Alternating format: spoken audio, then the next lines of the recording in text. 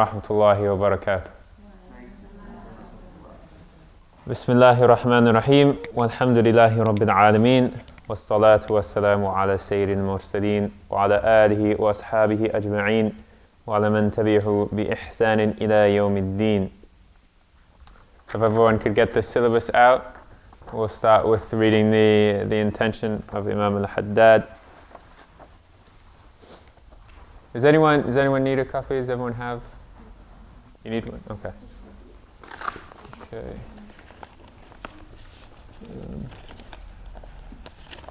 There you go. You're welcome. Yeah. Thanks. There you go. Alright, so Bismillah. Ya Fattahu, Ya Alimu, Iftah lana Fathan qariba. Bismillahir Rahmanir Rahim. Alhamdulillahi Rabbil Alameen.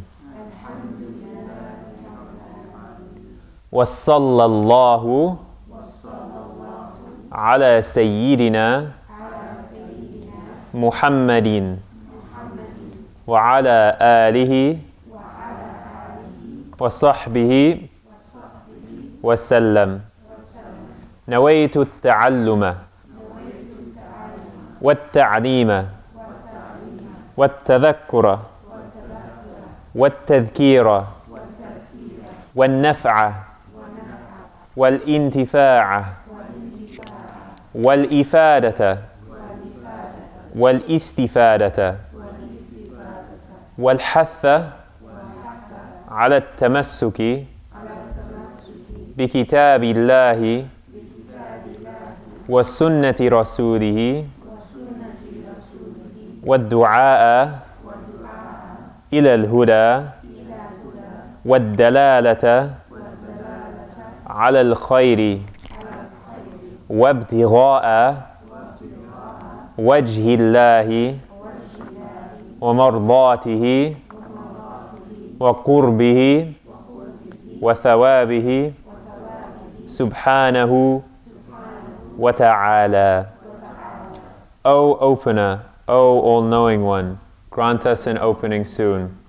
In the name of Allah, the All-Merciful, the Compassionate. Praise be to Allah, Lord of the worlds, and blessings and peace upon our Master Muhammad, his family and his companions. I intend to study and teach, to remember and remind, to profit and bring profit, to benefit and bring benefit, to encourage holding fast to the book of Allah and the way of His Messenger, to call to guidance, to direct towards good, and to aim for the countenance of Allah and His pleasure, His nearness and His reward. Exalted be He. Alhamdulillah. So as we start now, wanted to touch upon, again, one thing that I mentioned in the first time we were going through the alphabet, and then last class period as well. What do we get for every letter that we recite when we read Quran? What's the reward? 10 hasanat, right. 10 hasanat, there are some prerequisites, right? Like 10 hasanat when we have, when we're facing the Qibla, and when we're facing the Qibla, we have all concentration, when we're completely in everything, right? That's only when we get the 10 hasanat, right? We got a smart one in the back. What do you say, Yasmin?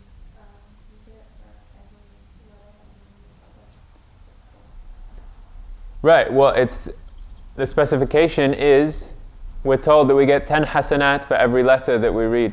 And so that's unqualified. So 10 hasanat is the bare minimum, like we said before. 10 hasanat is the bare minimum. 10 hasanat for every single letter that we recite. Every single letter, inshallah, that we learn now. And now we know how many letters have we learned. We learned waw and ya, and we have alif, ba, ta, tha, jim, ha, kha. So, I mean, in a sense, if you just went through the whole Quran and you looked at, now we have 9 letters, so that's about a third of the alphabet. You don't know all of the letters right now, but if you saw every time you saw a letter that you recognized, if you just read that letter, there we go, 10 points, another 10 points, another 10 points, right? And that's the bare minimum. You know, if you consider other adab, other etiquettes of relationship with the Quran and reciting the Quran, such as trying to be in a state of wudu, facing the qibla, having presence of mind, presence of body, sitting in a good position, all these kind of things, really thinking about what you're doing, even more of a multiplication, more than 10, right? Can I? No. Just in case, yeah. So, first we'd like to start with the order of the alphabet again. So first we have alif, alif, ba, ba, ta, ta, tha, jim, jim, ha, kha, kha. Okay, one final point on this last letter. Notice that it's kha, not kha.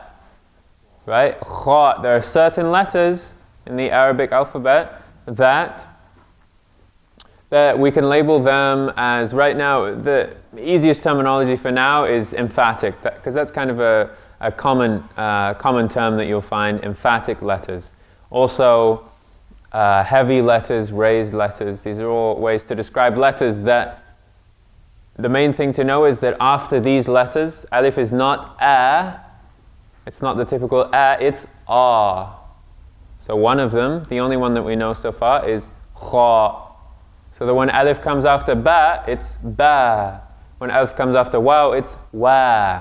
But when alif comes after kha, it's kha. Everyone say it one more time. Kha. Kha. Right. Similarly with fatha, it's not a, it's kha. Khab.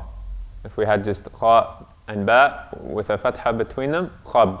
Everyone say for me, khab. Khab. Okay.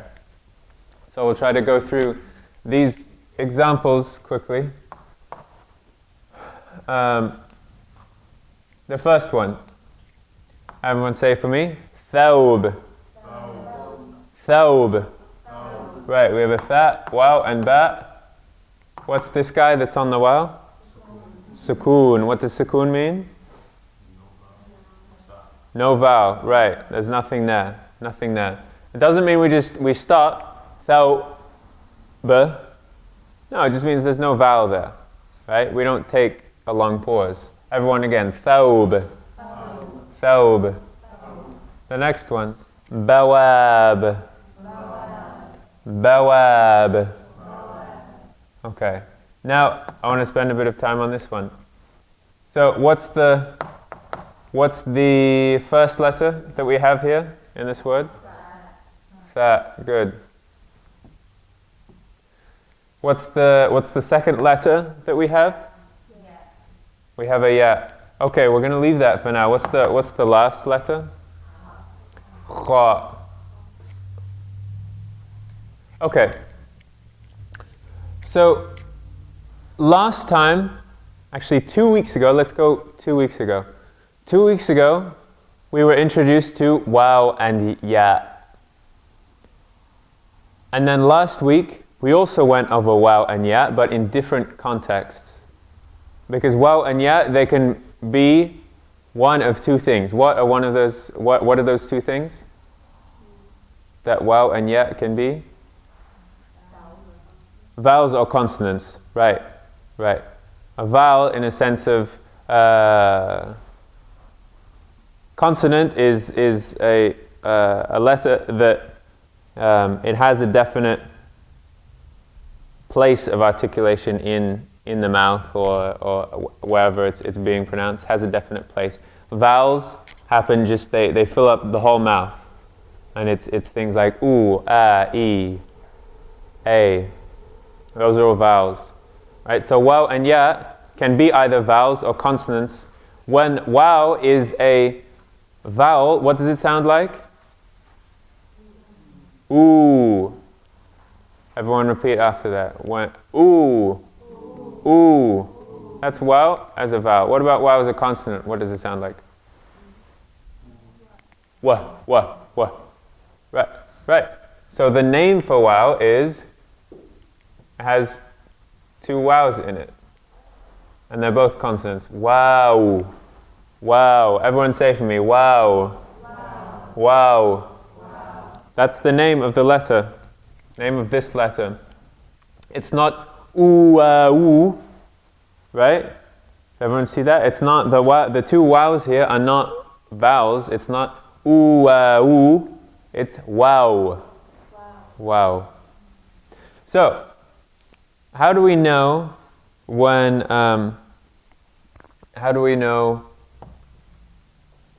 wow or ya is a consonant? How do we know when it's a vowel? It'll be a vowel when, well, two conditions. We look at what comes before it, what comes after it. Right? So if what comes before it is the same type of vowel, so for example, in boot, the kind of sound that's coming after the ba is an oo. It's an oo sound. Oo. Assalamu alaikum. On the ba is an oo sound. Right? So the vowel that is before the wow is the same type of vowel. Same type of vowel. And after the wow is nothing else. After the wow doesn't have any other kind of vowel there. Any other short vowel. There's no fatha, there's no kasra. Right? It's not bawat, and it's not buat, and it's not buit. It's boot. Right? So in that case, in that instance, that's when we know that wow or ya are vowels. When the short vowel that comes before it is the same type as that vowel, and when there's no other short vowel that comes on it. Right. So the question is, this ya right here, is it a vowel or is it a consonant? Consonant, right. Because before it, right, so we know that it's a consonant, so it's going to be written as ya and not e, right? So we know it's a consonant now because what comes before it? What comes before the ya? Who says kasra? Who says kasra? Raise your hand if you say kasra. Okay, a few. Raise your hand if you say fatha. Right, fatha, fatha,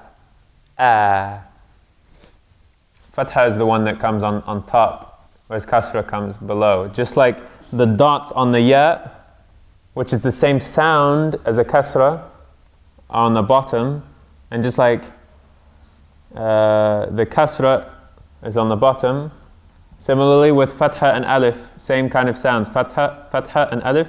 Fatha goes above the letters. Alif also sits above the line. Right? That's one way to remember it. Anyway, right, so it's a fatha that comes before it. And what comes after the ya? I mean, what kind of symbol is on the ya? What is it? Sukoon, right. Typically, if you see sukoon, it means it's a consonant as well. Typically.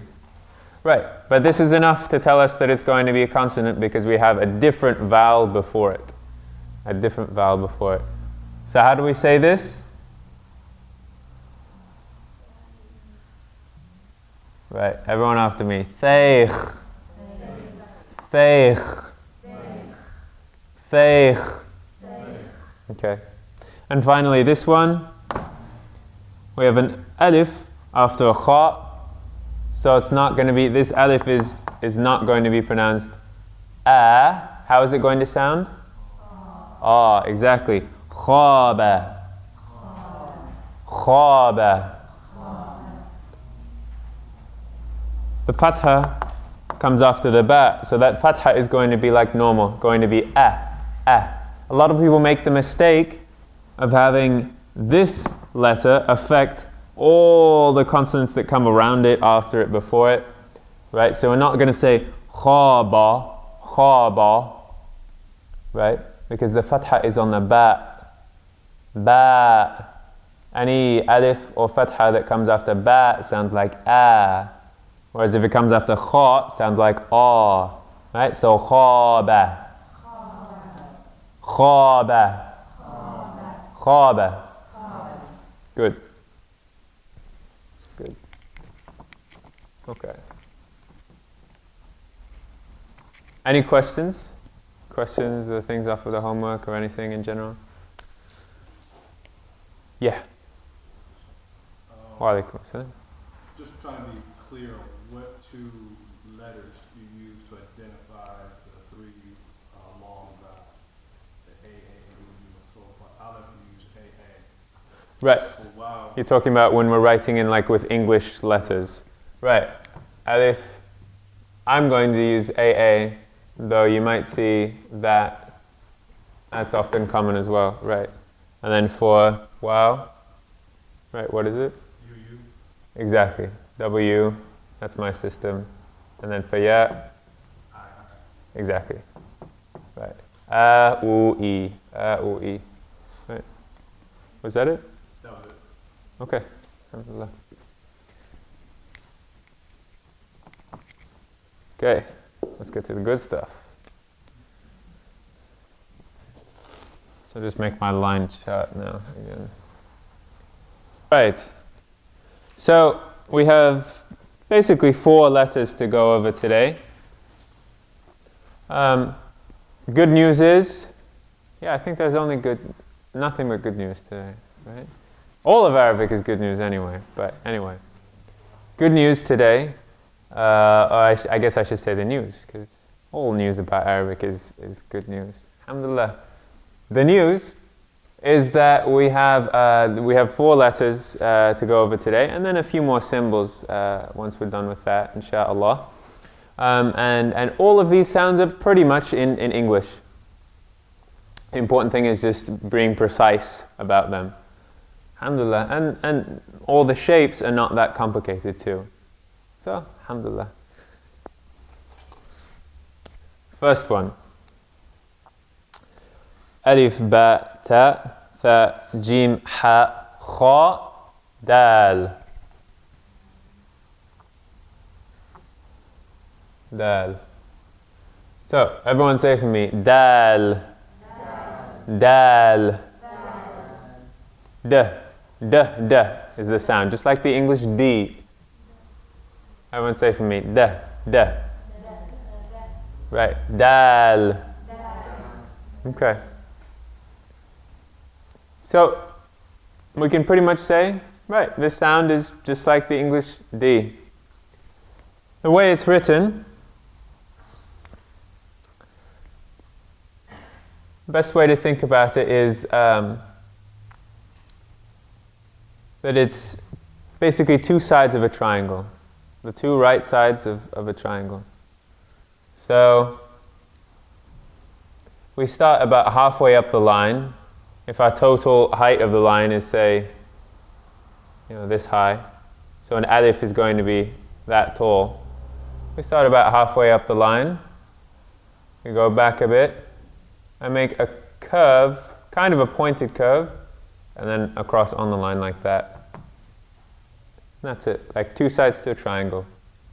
And this all sits on the line. The dal sits on the line, like that.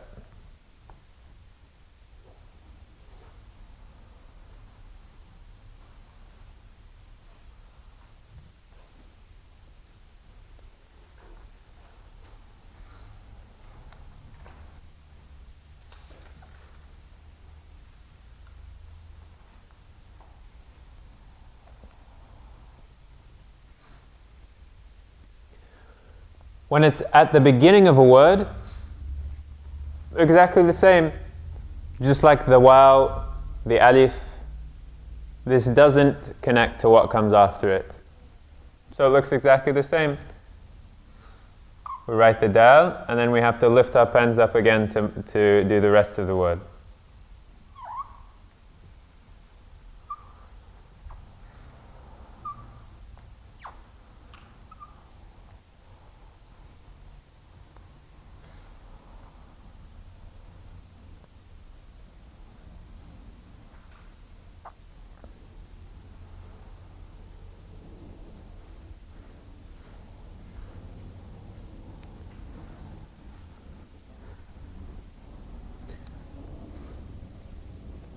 And then just like the alif and waw, which don't connect,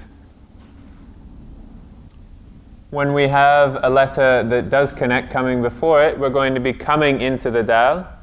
We come into the daal, but then it doesn't connect to what comes after it again. So we're coming in from a previous letter, we go up for that point of the triangle, retrace that point, and then go along the line.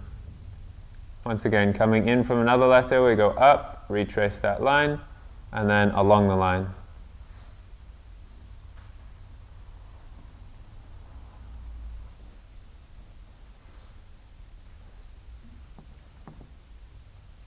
And then when it's at the end of the word, exactly the same as the middle.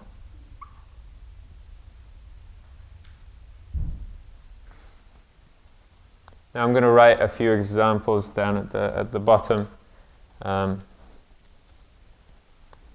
And we'll go from there. Take your time writing this down. I have to pop to the side quickly.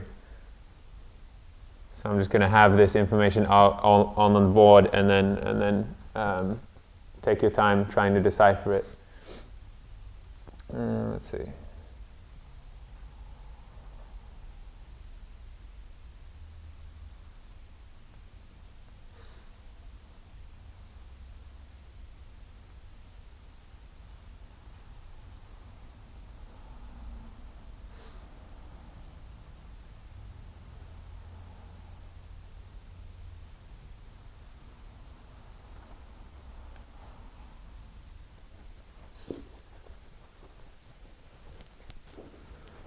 Okay, so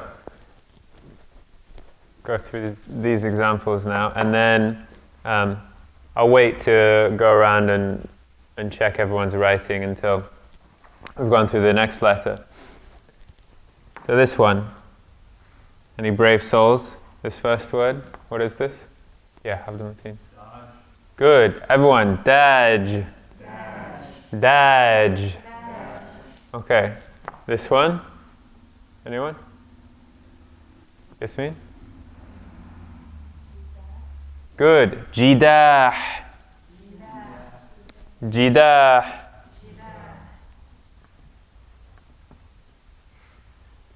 You can see that. Jidah. And then finally, bed. Right. Everyone, bed. Bed. Okay. The next letter is the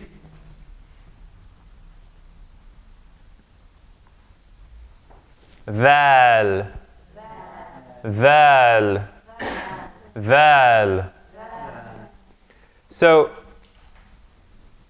we've already done the tha. The tha is the sound as in thief. Everyone say thief. Thief. That's the tha. But in English, th can also sometimes mean the dhaal sound. So in the word that. That's the sound that we're talking about. Everyone say that. That. Thief. That. Everyone tells that there's a difference there. So the way we write the dhaal is just like the daal, only with a dot on top. On the top of the point of that triangle, we put a dot.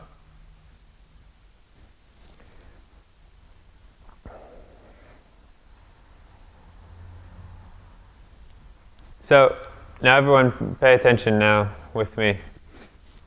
So the dhaal. Dhaal as in that. Tha as in thief.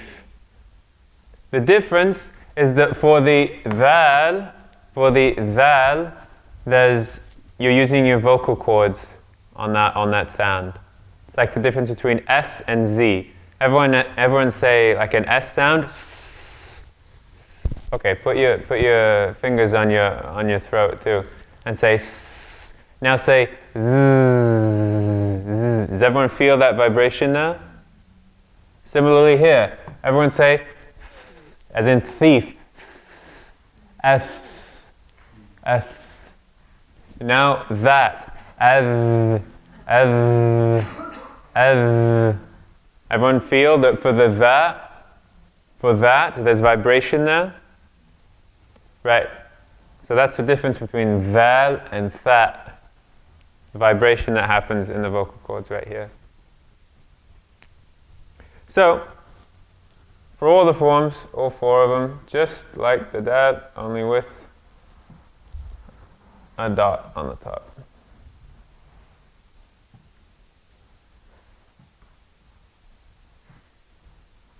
Whoops, it goes on the line.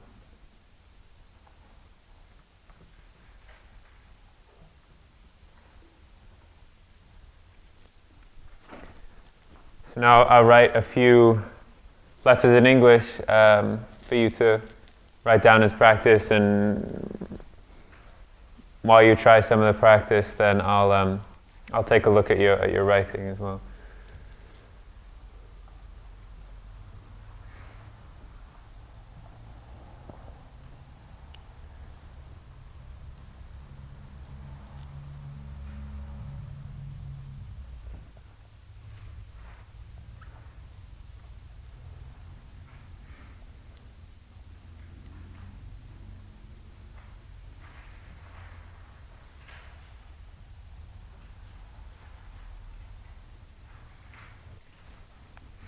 And then quickly, one note as well. I'm putting an underline under the DH, putting a line under the DH, just to show that it's not D and H. That's all one symbol there, just like I did for the tha.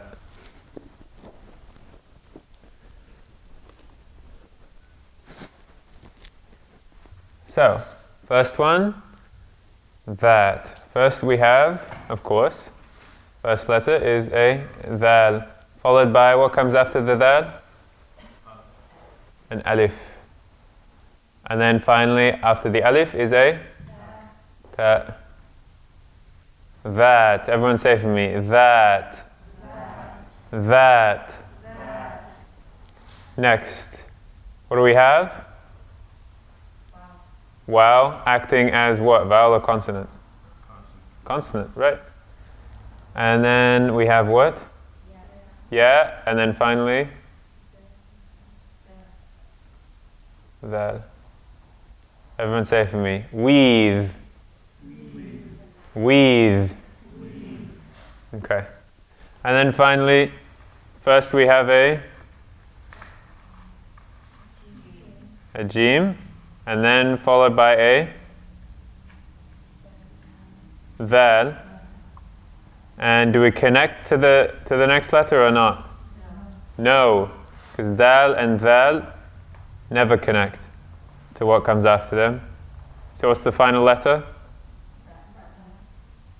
Ba. What about this A, this letter A that comes after the ba? Don't we put an alif in? It's a fatha, right, because it's a single A that I've written, means it's a fatha. If there were an alif there, I would put two A's, not a single A. So we have a fatha there, and then similarly, after the dhaal, we have a what?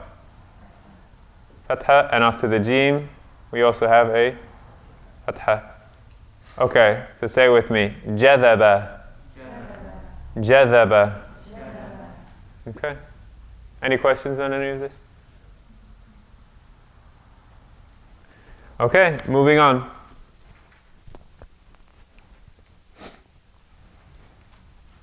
Next we have the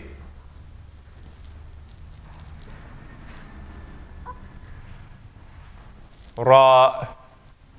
Everyone say for me, Ra. Ra.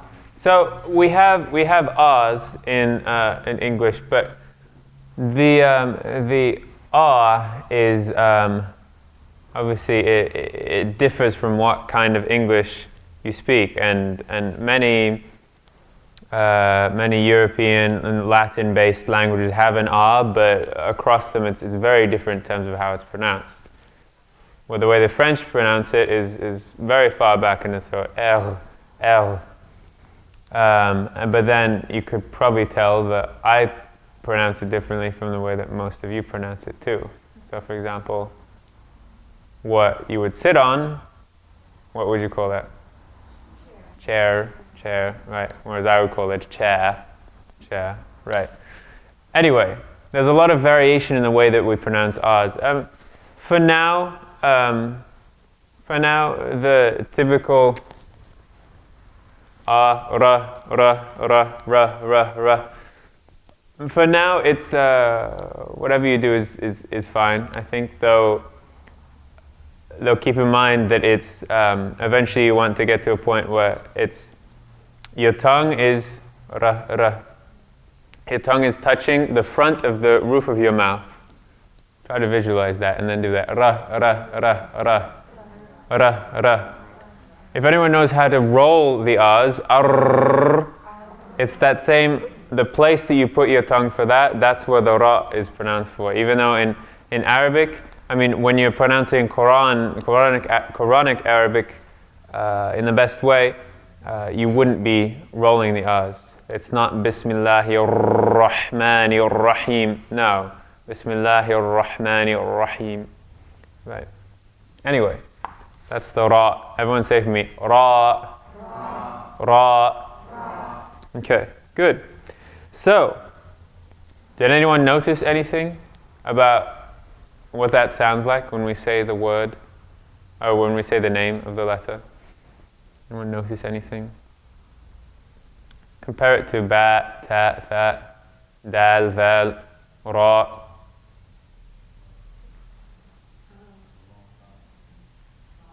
It's what? Exactly, it's ra, not ra. Just like kha. So when alif or fatha comes after the ra, it's going to sound like ah. It's that deeper sound, because ra is emphatic. Ra is emphatic. So Allah is Lord of the worlds, right? Rabb, Rabbul Alameen. Rabb. Everyone say for me, Rabb. Rabb. It's not Rab. Yeah, I had to think about that because it's so unnatural for me to say. It's not Rab, right? Rab. No. Rabb. Rabb. Rahman. Rahman. Right? Not Rahman. So any fatha or alif that comes after this is ah. And it's a pretty simple letter to write. Just like the daal and the dhaal, doesn't connect to what comes after it. When it's alone, it's written as kind of a curve that starts a bit above the line but goes down below the line. Starts a bit above the line, goes down below the line, like that.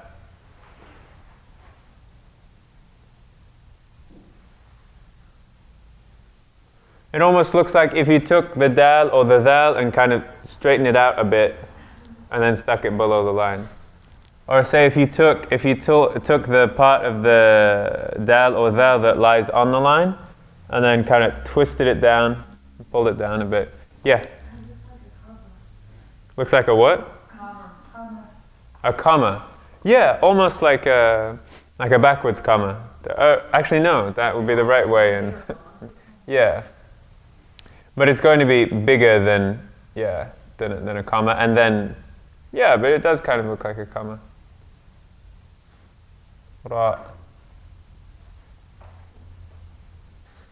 And since it doesn't connect to what comes after it, when it begins a word, it's going to look just like when it's alone. Look the same.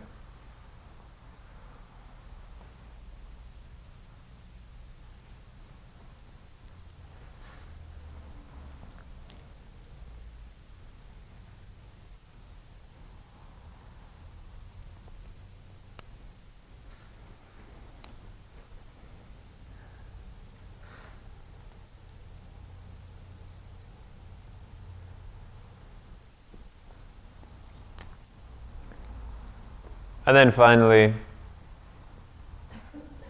when it's in the middle or the end, we're going to be coming in from a previous letter, just like daal and dhaal. So we're going to be coming in, and then make the ra like that. Into the letter, go up a bit, and then down below the line.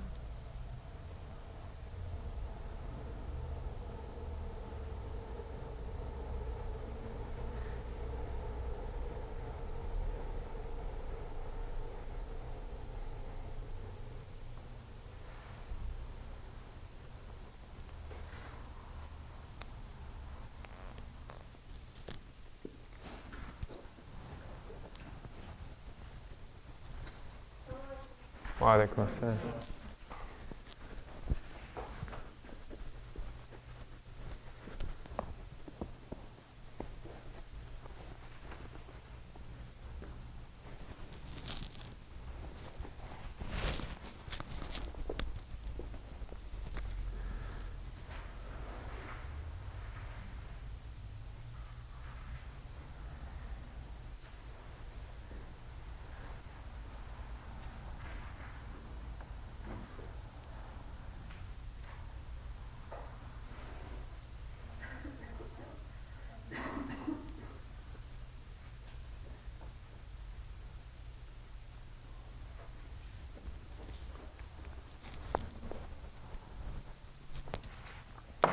Going through these examples I wrote on the board.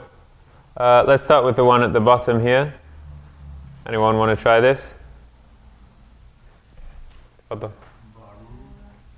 Close. What's coming after the ra? What's on the ra? Exactly. So not barud, but what?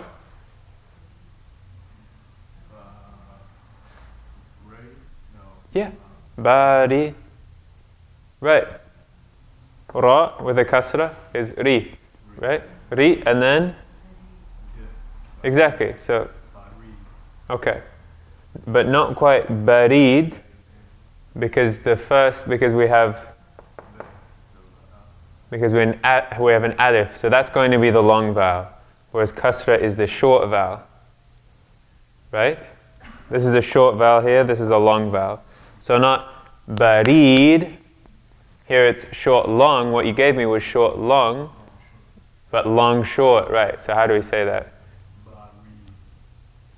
Once again, barid, barid. Okay, everyone, barid, barid. Right, long short in terms of the vowels there. Right. Now the one above that comes right at the beginning of the Quran after Surah Al-Fatiha, Surah Al-Baqarah. أعوذ بالله من الشيطان الرجيم بسم الله الرحمن الرحيم ألف لام ميم ذلك الكتاب لا ريب فيه. ريب. Everyone say for me. ريب. ريب. Notice there's a fatha on the ra.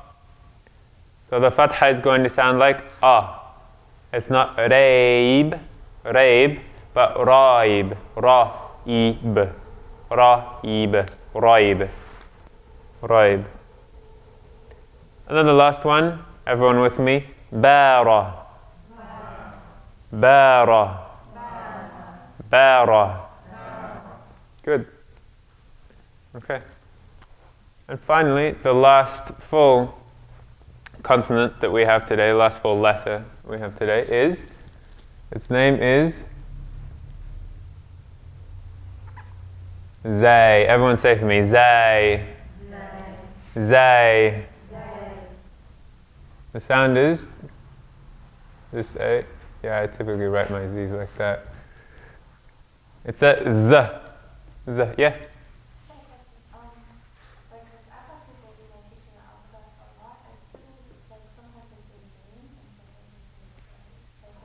Sometimes they say Zayn and sometimes Zay. I've never heard Zayn before. I've heard Zat. Some of the classical books have Zat. Musa, have you ever heard Zayn? Have you, like with a noon at the end of the letter? Really? Okay. Okay. Alhamdulillah. The standard way, the standard name of the letter is Zay. The most common one you'll find is Zay. Okay. Alhamdulillah. I learned something new today. Yeah.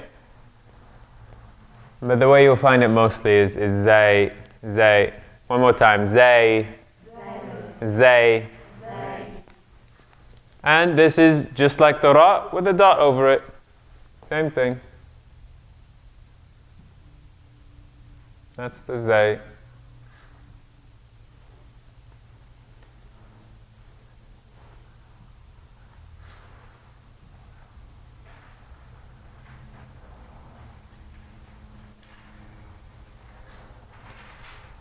Oops.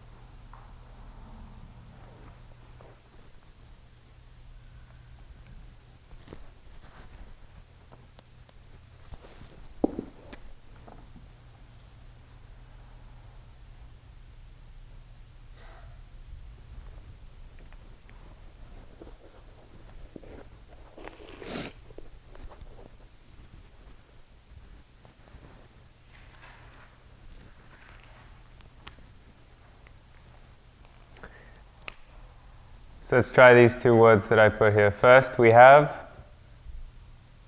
raisins. Raisins. The Arabic word for raisins is what? Zabib. Zabib. Right. And then what about this one?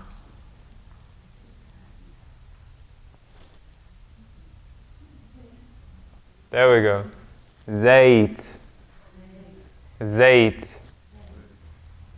Just like raib, only for here the fatha was after the ra, so it's an aib, raib. Zayt. Everyone. Zayt. Zayt. Right. Means oil. Oil. So related to the word for olive too. Olive oil, zayt, zaytoon. Zaytoon. Anyone heard of Zaytuna College? Has anyone not heard of Zaytuna College here, by the way? Quick plug for Zaytuna. If you know anyone of high school age, college age too, feels like they're not in the right place in college, consider Zaytuna College. I'm serious. Zaytuna is an important thing that's going on right now in our community. If you don't know much about Zaytuna, I really encourage you, if you're around the age of wanting to look into college or know anyone who is, encourage them to apply. Right now, applications are coming in, places are filling up fast. I have a 4-year bachelor's degree program, liberal arts with a major in Islamic studies or Arabic. And then also, if you want to go on after this, there is the Zaytuna Summer Arabic Intensive program as well. So I just wanted to put that plug in. During the week time, I'm the coordinator of student life at Zaytuna, so that's my take on it. But seriously, consider it and spread the word as well. Anyway, any questions on this stuff? Can you break down that first word? The Zayt or Zabib? This one? Okay. I'll make it a little bigger. Yeah.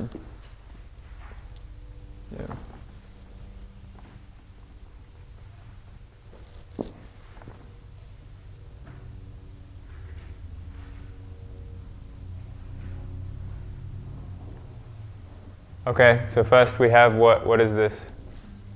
That's a Zay, and on the Zay is a what? A Fatha. Then we have, we have now? We have 3 letters that come after that. Right. Ba. And then the last one is a ba as well. And between them, I could put a kasra on the ba as well. Zabib. Because the sound that comes after the ba is an I. I. Zabib. Zabib. So, if we know this is a ya, and there's a kasra, there's an I sound before the ya, and there's no other vowel on the ya, what do we know about that ya? It's a what? It's a vowel. It's a vowel. It's a consonant if there's a different vowel on either side of it. That's when it would be a consonant. If there's a different vowel coming before or after it. But since kasra is the same vowel sound as ya, I versus E, then it's going to be. And anyway, we can't really have this combination in Arabic anyway. Zabib, zabib.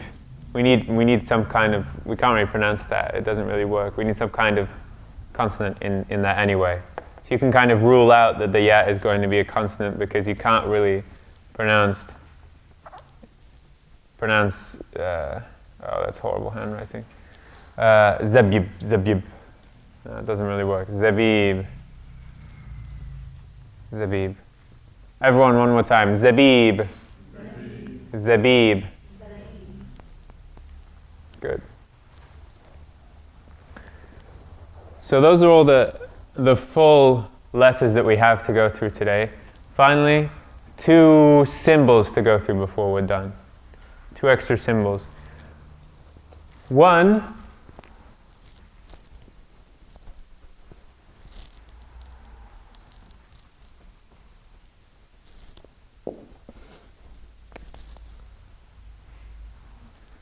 we have a symbol in Arabic called the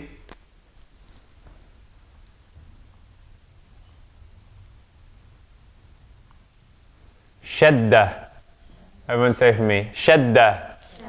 Shaddah. Literally, Shaddah means strengthening. Strengthening. Shaddah. Why? Because whenever we have this symbol on a letter, it's like a vowel symbol. It's like a vowel symbol. So if you're writing Arabic without writing all the vowels, you might not see the shadda there, but if you're putting all the vowels, then you will see the shadda there. The shadda means that it doubles the consonant that it's on. When it's on top of a consonant, it means that consonant is double.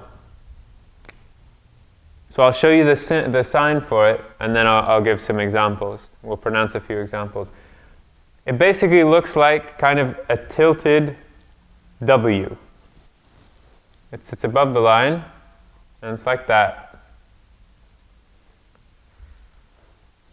Kind of slanted down to the left.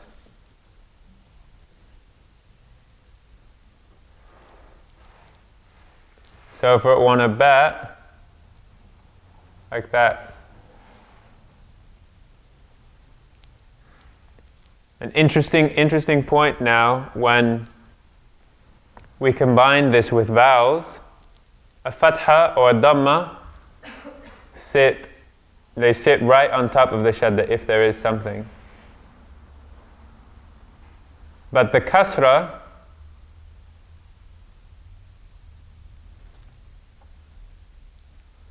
so we have a ba with a shadda on top of it for all of these. If we have a kasra on it, kasras normally go below the line, right? But if we have a shadda on that word, the kasra goes below the shadda. This is a kasra right here. Even though it's above the letter itself, it's below the kasra. The kasra is below the kasra. Thanks for that. The kasra is below the shadda. Even though it's above the consonant itself, it's below the shadda, which is what counts. Now, some examples.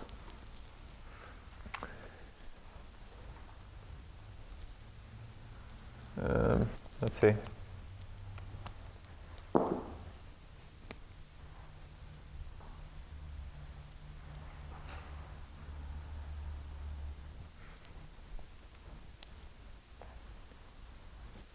What does this say right here?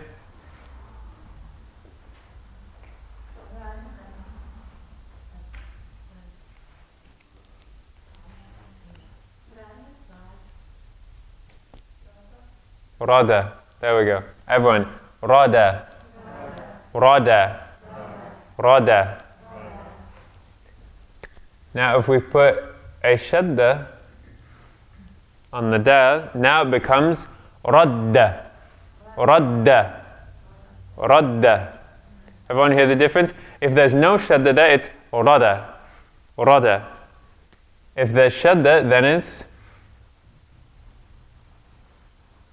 double. We have the consonant gets doubled.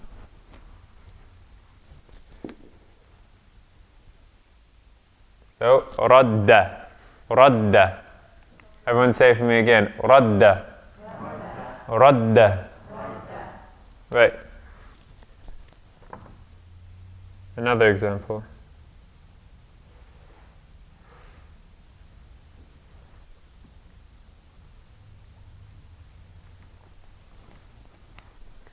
For this one here,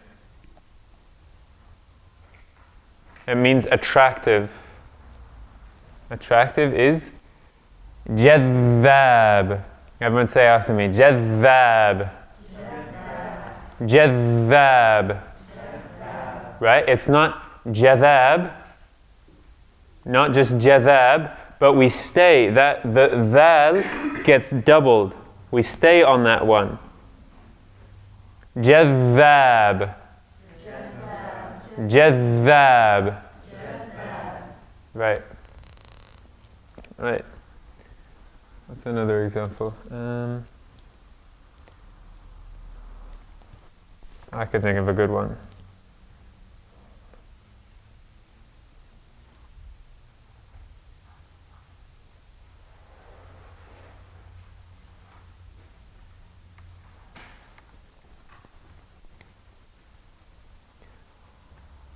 For this one here, we have a ra followed by a ba and followed by a ya. What's the consonant on the ba? What's the consonant symbol on the ba there?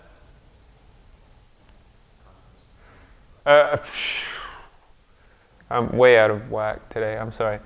What's the vowel symbol on the ba? Is it?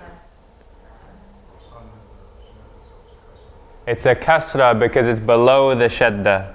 It's below the shadda here, so it's a kasra. Right, so it's a kasra. Now, what comes on the ra? What's on the ra? Fatha. And that, what's being done to the ba right here? It's being doubled. So this means my Lord, my Lord. Rabbi. Everyone say it for me. Rabbi. Rabbi. Right, not Rabbi, not Rabbi, but Rabbi. Rabbi. Right, because it gets doubled. So Lord is a Rabb, not just Rabb, but Rabb. Alhamdulillahi Rabbil Alameen. Rabbil Alameen. Now if you look in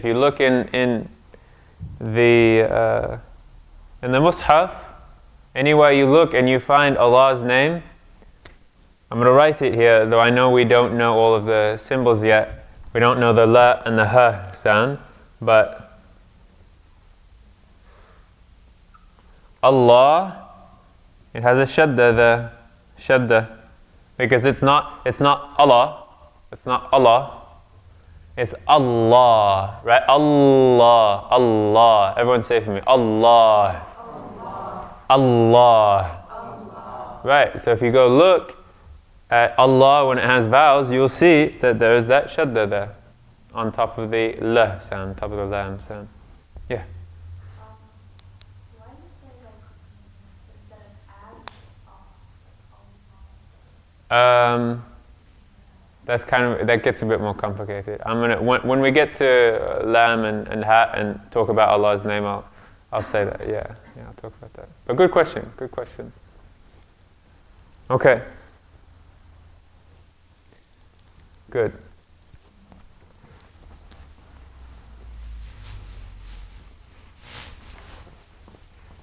Now one more symbol to go through.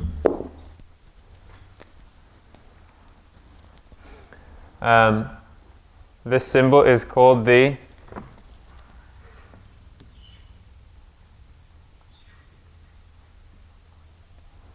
Hamza. The Hamza. Not as in your name. Your name is Hamza. This is Hamza. Small h. Everyone say for me, Hamza. Hamza. Right. This is, it's almost like a letter, because it's written out, but it's not really counted as a letter. There's a whole history behind that has to do with the way it was pronounced in the Prophet's time, alayhi salatu wasalam, peace be upon him. Anyway, when you see this symbol, a hamza is, the technical term for it in English is glottal stop. Because we kind of have this sound in English, but we don't really think about it. So when something goes wrong, and I forget to say Alhamdulillah, I might say, if I get caught up in the moment, I might say, uh-oh, right? Everyone say it for me, uh-oh, uh-oh. This dash right here is basically, that's the Hamza sound right there. That's a glottal stop. What it means is that it's stopping, you're stopping at the place of your vocal cords. You're not saying, you're not combining these two vowels here and saying, oh, right? There's a stop in the middle, uh-oh. Your vocal cords close, uh-oh, right? Uh-oh. One more time for me, uh-oh. Uh-oh. Right. There's a break there. There's a break there in the vowel sound. And that's the Hamza. That's the Hamza. So the way this is written is, there are several ways it's written. We'll go over a few now and get to a few later on in the class. One is that you can see it on the line, and it looks like, so it's on the line like that. It's almost like a C with a line slanting down on the C, like this.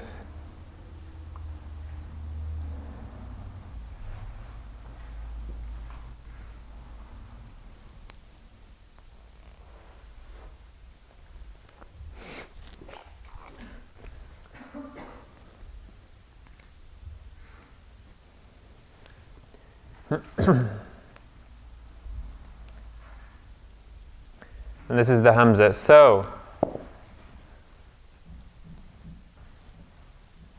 if you're meticulous and you pay attention to detail, then you'd be realizing how I've been writing some of the letters, some of the names of these letters that we've gone over already.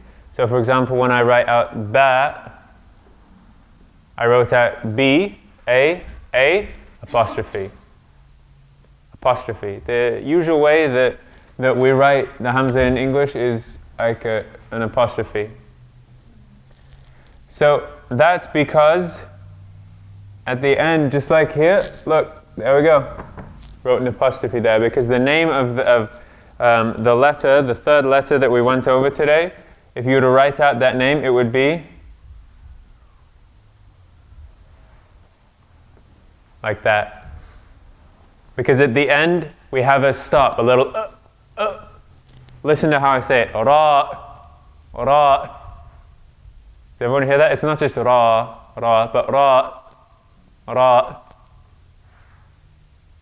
It's easier to hear if, say, we put something on the hamza.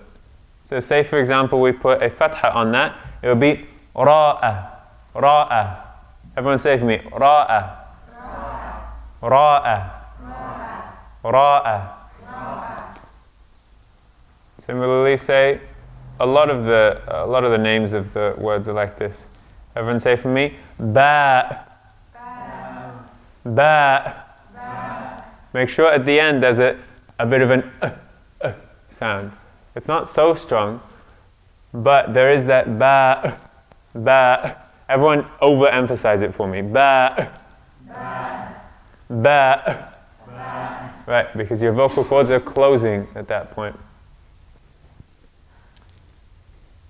Because it doesn't connect anything. No, when it sits on the line, this is the way you see it. It doesn't connect in any way to what's before it or after it. And it's not really a letter, though it kind of is. Any other questions? One final thing now about the Hamza. I mentioned this before about how in Arabic linguistics, the way the Arabs think about language is that they say that it is physically impossible for a human being to start a word with a vowel. Right. It is physically impossible to start a word with a vowel. What they say then is that every time you think you're hearing a vowel at the beginning of a word, what's basically happening is that it's a Hamza starting that word and then you hear the vowel after the Hamza. Because before you start any vowel, your vocal cords are closed. So when I say a or oo, the first thing I'm doing is that basically my vocal cords are closed. The first thing I'm doing is that they're closed, then I open them to say the oo. But before that oo, my vocal cords are closed, there's a Hamza there. Oo, a, e. So according to the Arabs, and the way that they view their language, anytime you hear a consonant at the beginning of the word, that's actually a Hamza beginning the word. And so that's going to be reflected in the writing system. What that means is that, unfortunately, it's not so easy now. Hamza isn't written exactly on the line when it starts a word. It always has a seat of an alif when it's at the beginning of a word. What do I mean by that? A lot of technical stuff. Inshallah, it'll all start coming together. It means that, say for example, we hear the word, we hear the word Abi, Abi, my father, Abi.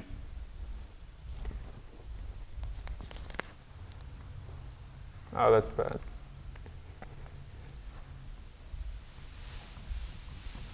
Abi. Even though we hear it starting with a consonant, what's basically happening is that it's a Hamza there. But when the Hamza begins at the beginning of a word, it needs to sit on top of an alif. That's what you're going to see. You're going to see this.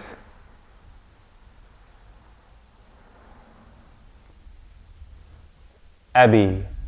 Everyone see this? We have an alif with a hamza on it, and then there's a fatha there.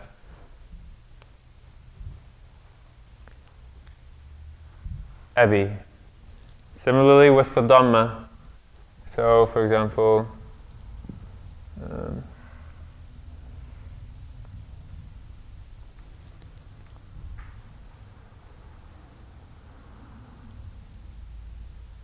why am I blanking? I'll just come up with a nonsense word for now.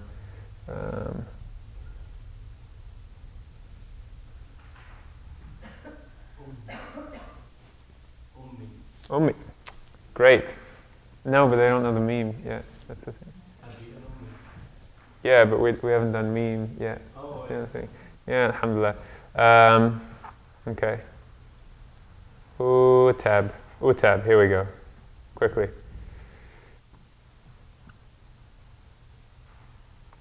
There we go.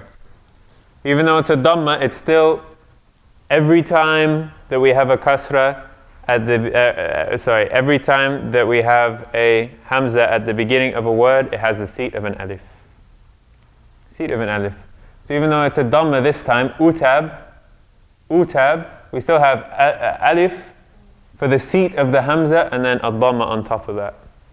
Utab. Everyone say for me. Utab. Utab.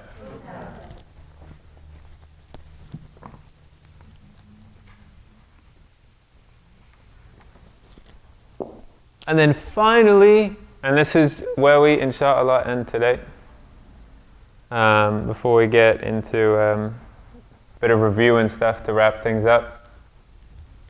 If we have a kasra sound starting, so in a lot of words that we might be familiar with, Islam, Iman, when you see that written out in Arabic, you're going to see it starts with a what? What does it start with? It doesn't start with a vowel. We just said it doesn't start with a vowel. Don't kill me, man. You're killing me. It starts with a hamza, right? So we're going to see a hamza. Except when we have an I sound, when it's a kasra, just like how the kasra sits below the line, the hamza actually sits below the alif when you write it. So you see it like that. This is for the I sound. So if we had, say for example, ib. There we go. That's ib.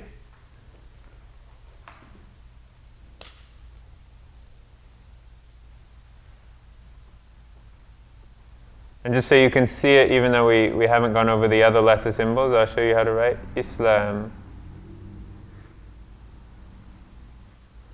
Islam.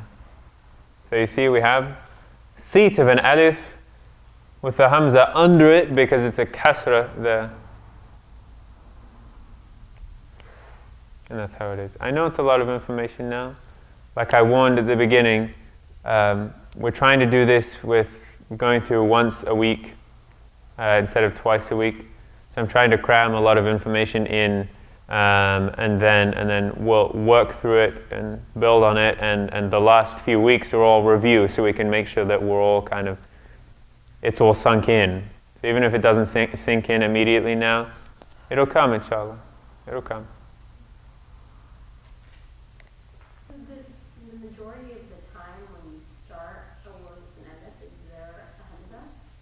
When you start a word with an alif, there was always going to be not a majority of the time. There will always be an alif. There will always be a hamza there when you start. Yeah, when you think you're starting a word with a vowel, there's actually a hamza there. Now, if you were to say like Allah, Ar-Rahman, Ar-Rahim, that starts with right?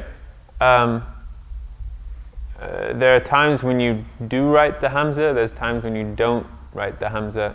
That gets a little complicated. We'll go over that towards the end of the class, inshallah. But there is still a hamza there. In the mind of Arab linguists, that word starts with a hamza. Okay? Okay. Any questions about the Hamza? I know it's a lot of information right now, but any more questions about it? Okay. So tonight, do you want to do a bit of review and stuff? That's okay. I'll finish it up. But I'll finish up the homework if you do. You want to do some stuff, or would you rather not?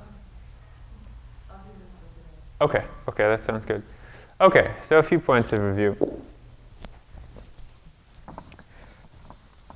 Let's start with you guys. What would you like to see in terms of, we don't have that much time left of class, but we could do me saying words in Arabic and you trying to, me saying words and you trying to write them in Arabic, or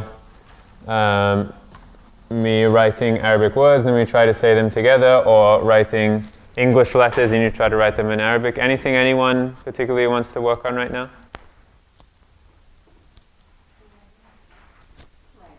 Writing. Okay. Let's try some dictation then. So I'm going to say something and you try to write it in Arabic as you hear it, okay?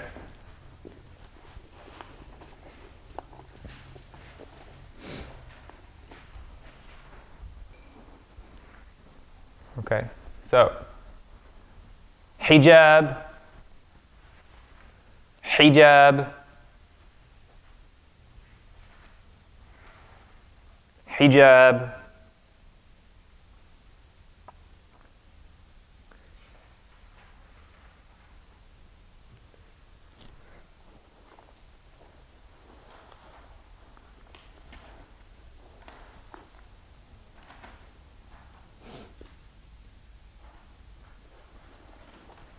okay. So finally, now to end, just a bit of encouragement. We have a hadith from the collection of Abu Dawood. It's reported that the Prophet ﷺ said, "Man qara'a al-Qur'ana wa 'amila bima fihi ulbisa walidahu tajan yawm al-qiyamati daw'uhu ahsanu min daw'i ash-shamsi fi biyut ad-dunya law kanat fikum fama dhannukum billadhi 'amila bihi."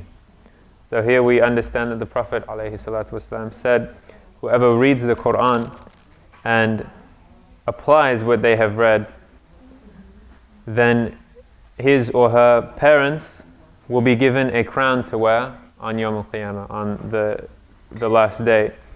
And the light of this crown is better than the light of the sun in this world.